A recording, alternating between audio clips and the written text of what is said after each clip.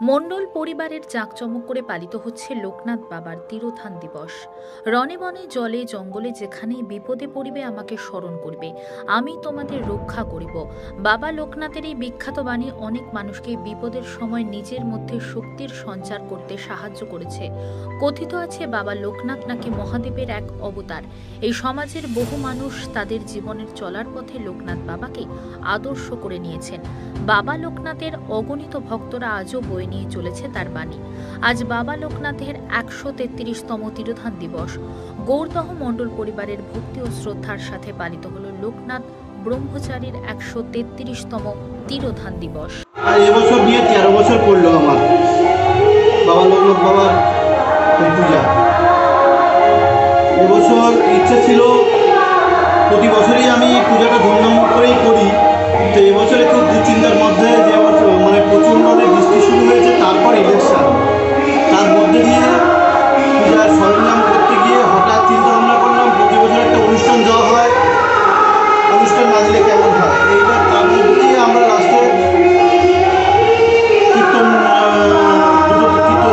দিয়ে আমরা এই অনুষ্ঠানটা আজকে অনুষ্ঠান শেষ করছি। সারা রাত করতে পারছি না, কারণ গতকাল ইলেকশন শেষ হলো, তার জন্য আমরা ১১টা সাড়ে ১১টা অবধি অনুষ্ঠানটা রেখেছি। আর কতজন লোকের মহাপ্রসাদের আয়োজন করা হয়েছে?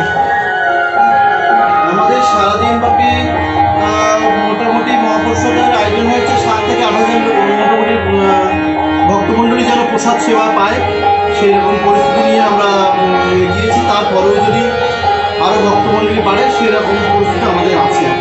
আপনার নাম আর পরিচয়টা? আমার নাম সুব্রত মণ্ডল, গৌরদহ মণ্ডল কমপ্লেক্স, নিজ বাসভবনের এই বাৎসরিক অনুষ্ঠান লোকনাথ বাবার পূজা।